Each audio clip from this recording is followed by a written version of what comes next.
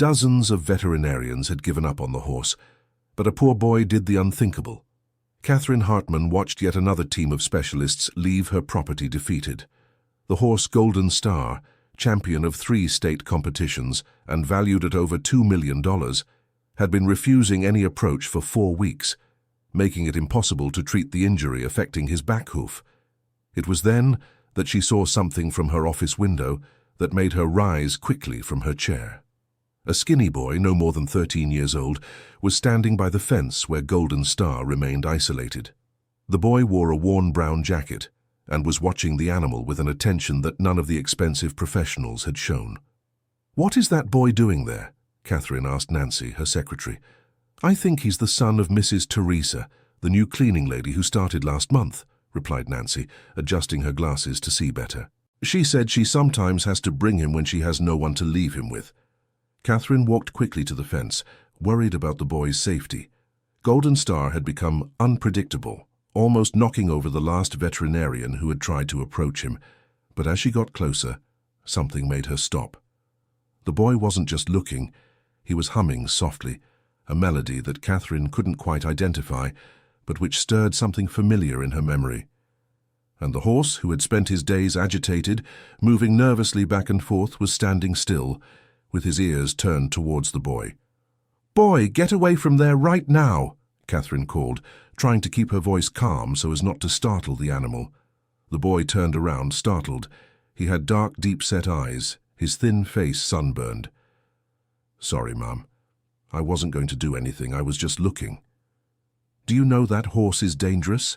He's sent 3 veterinarians to the hospital in the last few weeks." "He's not dangerous," the boy replied with a strange certainty. "He's scared and in pain. It's different." Catherine was about to reply when she noticed that Golden Star had taken a few steps toward the fence, something he hadn't done in days. The animal kept his distance, but his posture was different, less tense. "What's your name?" Catherine asked, softening her tone. "Tyler, Ma'am. Tyler Johnson." "Tyler, you need to move away from here. This horse is worth more than you can imagine. And if something happens to you, your mother will lose her job and I'll have serious problems." The boy nodded and began to move away, but turned around once more.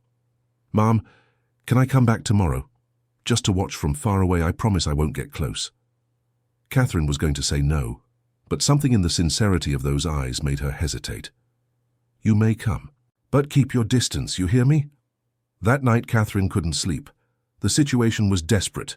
The horse's insurance would expire in 10 days, and without treatment, Golden Star would be considered a total loss. She had invested everything in that animal, dreaming of keeping him as a stud after he retired from competitions. But now, with the injury getting worse, even surviving was becoming uncertain. Her late husband Richard always said that horses feel more than people think. He had a special way with animals, an infinite patience that Catherine admitted she hadn't inherited. Since Richard had passed away 2 years ago, a victim of a heart problem, she had taken over the management of the horse ranch alone, and she was failing. Her daughter Emily called every day from New York City pressing for a decision. "Mum, you need to authorize the force procedure. It's the only chance," Emily had insisted on the call that morning. "You know that could make everything worse, Doctor. Harrison tried to sedate him last week and almost had his arm broken. Then accept Reynolds's offer. 1,200,000 is better than losing everything." Dear listener, if you're enjoying the story, please take a moment to like and especially subscribe to the channel. It's a great help to us who are just starting out. Now continuing. Catherine hung up the phone without answering. Selling the injured Golden Star to Reynolds, her biggest competitor, would mean admitting complete defeat. The man had already tried to buy the horse 3 times before, always with offers that seemed generous, but that Catherine knew were far below its real value. When she went down for breakfast, she found Teresa, the cleaning lady, tidying the living room. "Good morning, Mrs. Hartman. I hope you weren't upset with Tyler yesterday. I spoke with him, told him he can't keep bothering you." "Don't worry, Teresa. He wasn't bothering me. Actually—" Catherine hesitated. "Does your son know about horses?" Teresa stopped cleaning, surprised by the question. "I don't know about knowing, Mrs. Hartman, but he's always been passionate about animals. When we lived in the countryside, he spent more time in the neighbor's pasture than at home. He had a way with animals, you know. Even mean dogs would stop barking when he came near. And his father. His father left us when Tyler was 5, never showed up again. It's been just him and me ever since. Catherine made a decision that she would later realize changed everything. Teresa, I'm going to make an unusual proposal. I want your son to spend a few days here at the horse ranch trying to get close to Golden Star. He doesn't need to do anything, just be nearby, like yesterday. But Mrs. Hartman, the horse is dangerous. If something happens to my boy, I will make sure nothing happens. We'll always have someone watching. But something tells me your son might be able to help. I can't explain it, it's just a feeling. Teresa looked at her employer with a mixture of gratitude and fear. If you think it might help, I trust you. But you promise you'll look after him? I promise. Tyler started the next day. Catherine instructed Carl, the most senior employee at the ranch, to keep an eye on the boy. The man didn't like the idea one bit. Mrs. Hartman, with all due respect, this is madness. The boy could get seriously hurt. Just observe, Carl. If there's any sign of danger, you step in. Tyler arrived early, just as dawn was breaking. Catherine watched from the porch as the boy sat on the ground about 30 feet from the fence. Golden Star was in the opposite corner, but his ears were moving, attentive. The first day passed without anything happening. Tyler just sat and watched. Sometimes he hummed quietly, other times he stayed silent. The horse kept its distance but didn't show the aggression it displayed when the vets approached. On the second day, Tyler brought an old notebook and started to draw. Catherine walked down to the fence at lunchtime. What are you drawing? Golden Star, Mom. He's just too beautiful. Catherine looked at the drawing. It was simple, done with hesitant lines, but there was something truthful about it. The boy had captured the animal's posture, the way it held its head high despite the pain. Tyler, why do you think he won't let anyone get near him? The boy thought before answering. I think he's protecting something, or else he's so scared that any movement seems like a threat. My uncle had a dog like that, after it was beaten by its previous owner. It took months before it trusted anyone again. And what did your uncle do? Patience, ma'am, just patience, and never forcing anything. On the third day, something changed. Golden Star began to approach the fence when Tyler arrived. It still kept its distance, but now it would walk towards the boy before stopping a few yards away. Dr. Harrison, the head veterinarian, found out what was happening and came to the ranch furious. Catherine, this is irresponsible. You're putting a child's life at risk because of an animal. I am not putting anyone at risk. Tyler isn't doing anything dangerous. Don't you see? He's giving false hope. This horse needs professional treatment, not a boy sitting there staring at him. And what treatment do you suggest, doctor? We've already tried everything. The sedation almost killed you and Golden Star. The gentle approaches failed. What else is there to do? Harrison took a deep breath, trying to control himself. There's a new procedure, more invasive. We'll need a bigger team, physical restraint. No, I won't authorize them to torture my horse. So you're going to let him suffer until he loses his hoof, because that's what's going to happen, Catherine. The infection is spreading. The argument was interrupted by a shout from Carl. Mrs. Catherine, come see. Everyone ran to the paddock. Tyler was standing now just 5 meters from the horse, and Golden Star had lowered his head in a posture Catherine hadn't seen in weeks. It wasn't submission, it was acceptance. How did he do that? Harrison whispered, incredulous. I don't know, Catherine replied, moved. But he did it. That afternoon, for the first time, Tyler entered the paddock. Catherine felt her heart race, ready to shout for him to get out, but Teresa held her arm. Trust him, Mrs. Catherine, please. Tyler moved slowly, each step calculated. Golden Star watched him, tense, but didn't retreat. When the boy was 3 meters away, he stopped and sat on the ground, taking the pressure off the direct confrontation. They stayed like that for almost an hour, just the boy sitting and the horse watching. Then slowly, Golden Star took a step forward, then another, until his head was close enough for Tyler to reach out his hand, but the boy didn't. He remained still, leaving the decision to the animal. And Golden Star, for the first time in a month, gently touched his head to the boy's shoulder. Harrison was dumbfounded. That's impossible. Simply impossible. But it's happening, Catherine whispered. In the following days, the connection between Tyler and Golden Star deepened.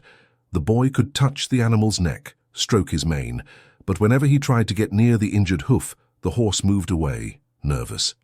He's very afraid when someone touches his hoof, Tyler explained to Catherine. It's like he has a bad memory linked to it. Can you find out what happened? I don't know, ma'am, but I can try to go slow, gain his complete trust before trying to touch the injury. The problem was time. There were only 5 days left until the insurance deadline. Emily called again, more insistent. Mum, Reynolds has increased the offer to $1.5 million. It's the last chance. I'm not selling. Then at least let me come home. I can try a different approach using stronger medication. Emily, you've only been a licensed vet for 6 months. You don't have the necessary experience to handle this. The silence on the other end of the line was heavy with hurt. I understand, Mum. You'll always think I'm not good enough, right? Dad thought I should go into business administration. You always doubted my ability. But it's fine. Let a poor boy take care of your $1 million horse. At least he has your trust. Emily, it's not about trust. But her daughter had already hung up. Catherine sat down heavily in her chair. Emily was partly right. She had always been overprotective, always doubted if her daughter was ready for the challenges. But it wasn't out of malice. It was out of fear of seeing her get hurt, of seeing her fail. That night, Catherine couldn't sleep again. She walked to the stable and was surprised to find Tyler there, lying in the hay near Golden Star's paddock. Tyler, what are you doing here? The boy got up quickly, startled. Sorry, Mrs. Catherine. It's just that my mother is working the cleaning shift and I didn't want to be alone at home. I thought I could sleep here near him. I promise I wasn't doing anything wrong. All right, you can stay. But come, let me show you a more comfortable place. Catherine Hartman led the boy to a small room at the back of the stable, where they kept blankets and equipment. She prepared a little spot for him to sleep. Tyler, can I ask you a question? Why do you care so much about Golden Star? The boy looked at his hands before answering. When I was little, I was afraid of everything, of thunderstorms, of the dark, of loud noises. My mother worked so much that I was alone a lot. One day, a stray dog showed up near our house. Everyone was scared of him because he barked so much. But I saw that he was barking because he was scared too, just like me. And what did you do? I started leaving food for him. I would sit far away just watching, until one day he came close, and I understood that we recognized each other, you know, two scared beings trying to survive. Ever since then, whenever I see a scared animal, I remember him. I remember they just need someone who understands. Catherine Hartman felt her eyes well up. You are a very special boy, Tyler. Mrs. Hartman, can I ask one more question? Go ahead. Why don't you trust your daughter? I overheard the phone conversation today. Her mother is so strong and decisive. She must have taught her so many good things. The question caught Catherine off guard. It's complicated, Tyler. When you love someone very much, sometimes you get so afraid of losing them that you end up pushing them away without meaning to. Just like Golden Star, the boy said simply. He's so afraid of getting hurt again that he doesn't let anyone help, even if the person really wants to help. The boy's simple wisdom hit Catherine like a punch. She was doing exactly that with Emily, pushing her daughter away out of fear, just like Golden Star pushed away those who tried to help him. You're right, Catherine admitted. Thank you for showing me that. The next day, Catherine called Emily. Daughter, I need to talk to you. Can you come home? I need your help, and I need to apologize. Emily arrived in the late afternoon, visibly surprised by the request. She found her mother waiting on the porch. Mum, what's going on? Emily, I was wrong. I was very wrong with you all these years. I always doubted, I was always overprotective, I always thought you weren't ready. But the truth is, I was afraid. Afraid of you getting hurt, afraid of you failing, afraid of losing you, like I lost your father. Mom. Let me finish. You are an excellent veterinarian. I saw your grades, I know how much you studied, how dedicated you were. And yet I kept treating you as if you were incapable. That ends today. I need your help with Golden Star. I need your expertise, your ideas. Not as my little girl, but as the professional you are." Emily hugged her mother, crying, "I just wanted you to trust me. I do trust you, and I will show it from now on." Dear listener, if you are enjoying the story, please take a moment to like and especially subscribe to the channel. It really helps us who are just starting out. Now continuing. Emily met Tyler that same afternoon. She watched from a distance the interaction between the boy and the horse, impressed. "How did he manage to make that connection?" she asked her mother. "Patience and empathy. Things the books don't teach, but that make all the difference."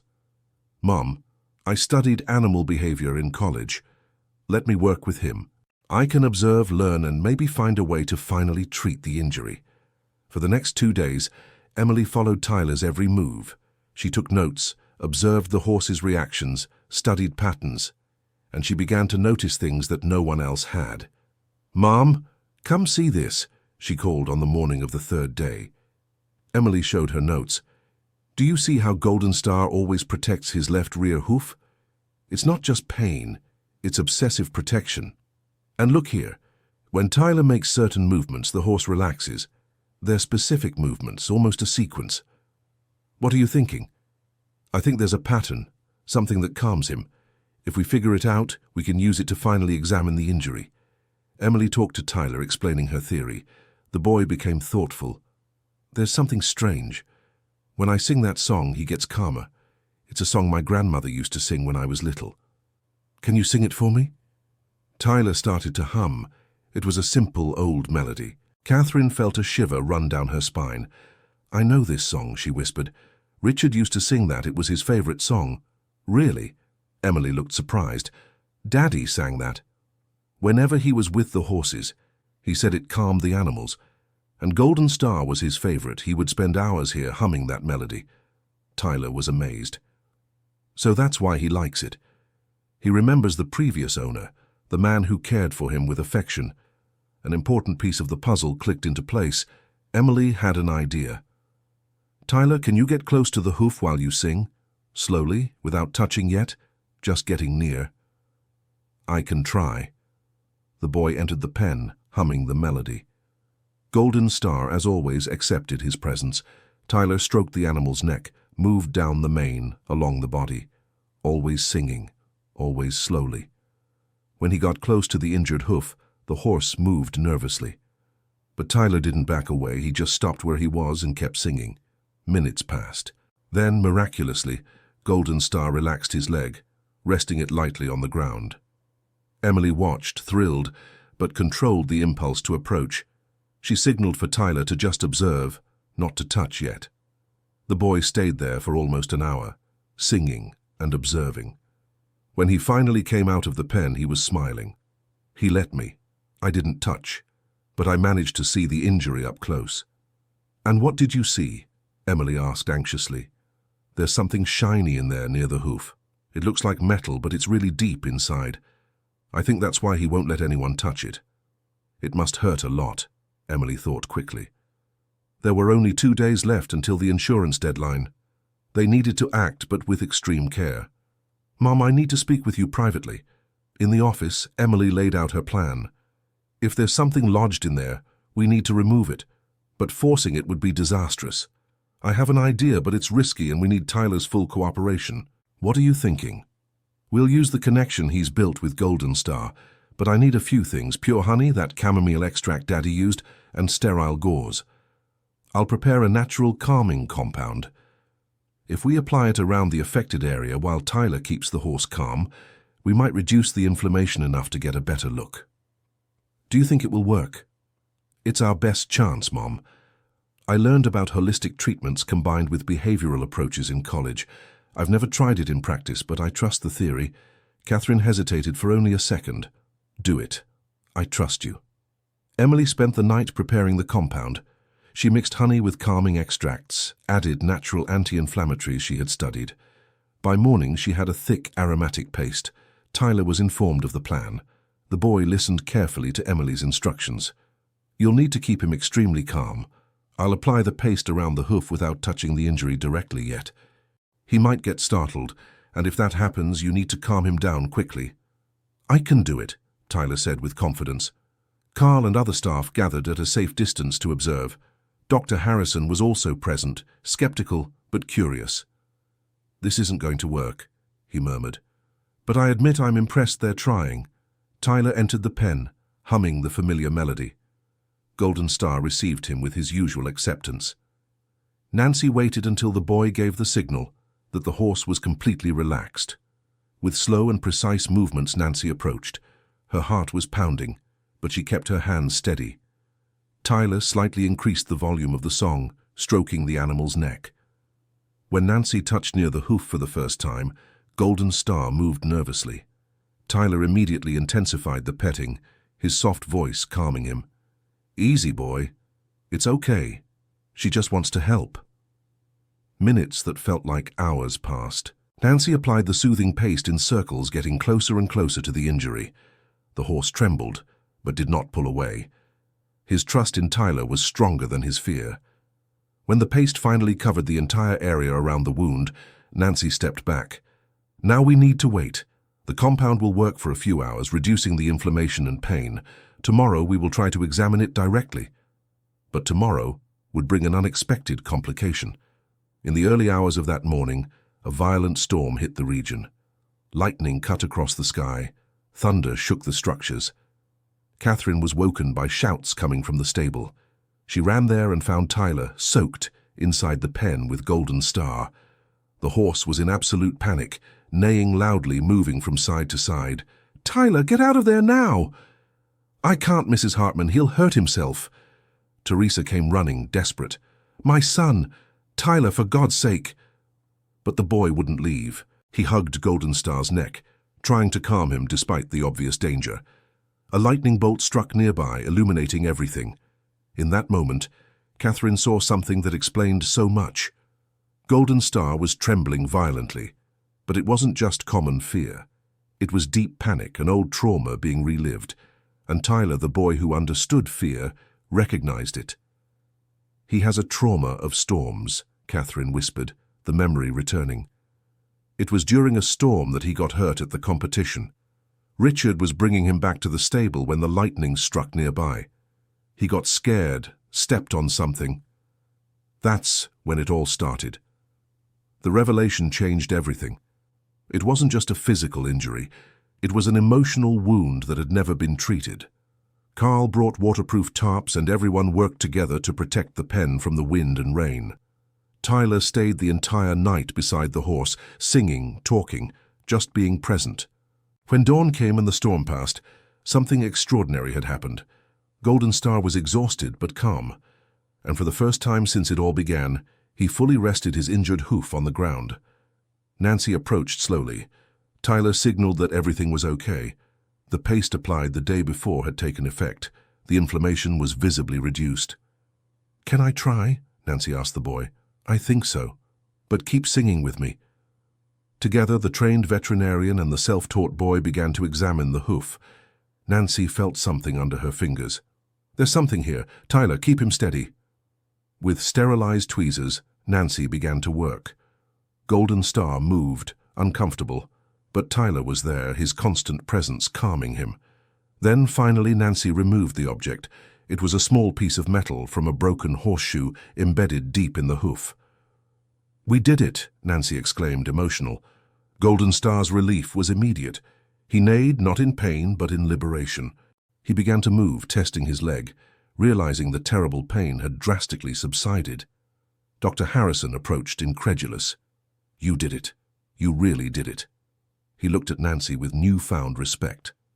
"Doctor, that was brilliant." The combination of holistic treatment with a behavioral approach, I had never seen it work like that. Nancy smiled but pointed to Tyler. "It wasn't just me. He's the one who made it possible. Without the connection you created, none of this would have worked." In the following days, Golden Star recovered quickly. The wound was treated properly, antibiotics were administered without resistance, and the horse returned to being the champion he always was. Dear listener, if you are enjoying the story, please take a moment to like and especially subscribe to the channel. It helps us a lot as we are just starting out, now continuing. But the story didn't end there. Catherine called Tyler and Teresa for a talk in her office. "Tyler, what you did here was extraordinary.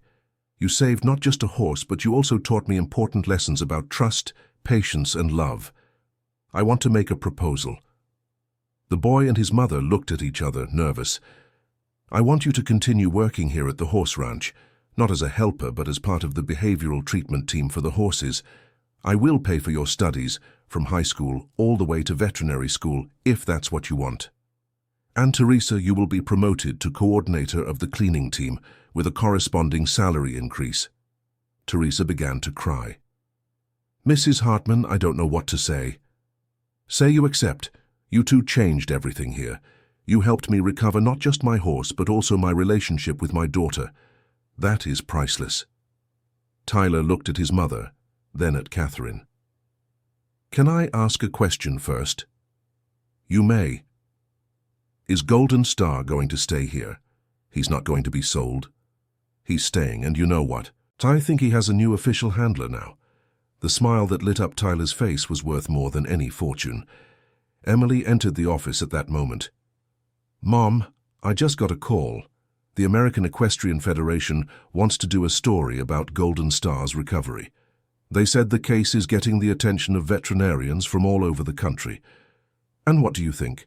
I think we should accept, but only if Tyler agrees to participate. The story is as much his as it is ours." Tyler shook his head shyly. "I don't need to be in the spotlight. I just want to keep taking care of the horses." "But you deserve the recognition," Catherine insisted. "What I deserve is to be able to do what I love. And now I'll be able to.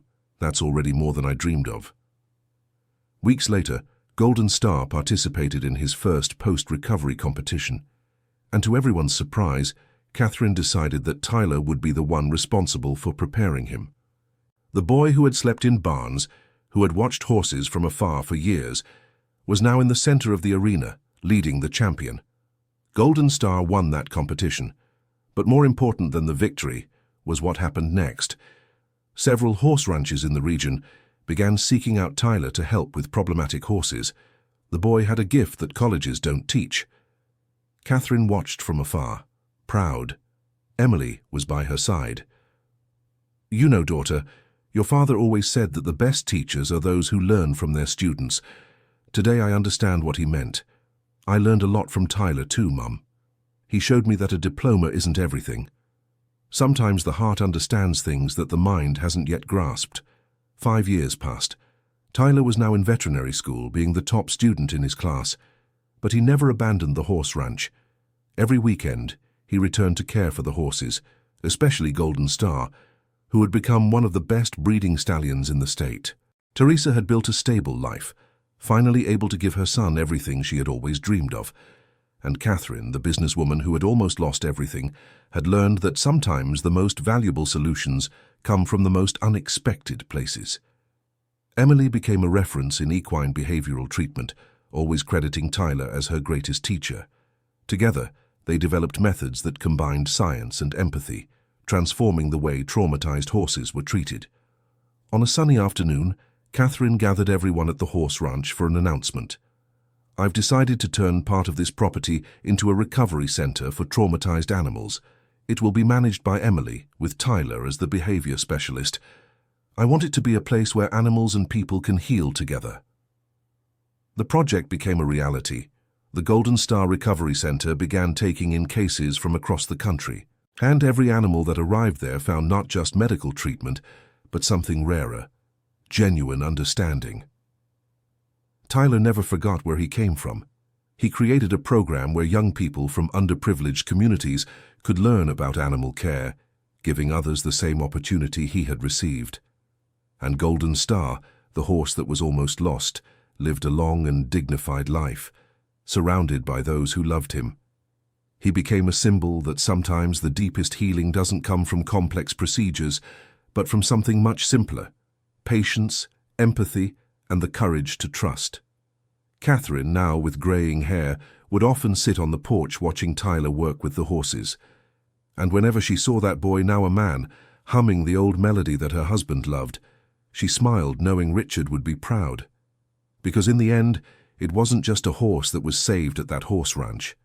An entire family learned the true meaning of trust, overcoming, and unconditional love. End of story. And you, what did you think of this emotional journey? Tell us in the comments which moment touched your heart the most and where you are watching from. Do you believe Tyler made the right choice by relying only on patience and love? We would love to read your honest opinion. Thank you so much for your company. Please leave your like and, most importantly, subscribe to the channel so you don't miss other emotional stories.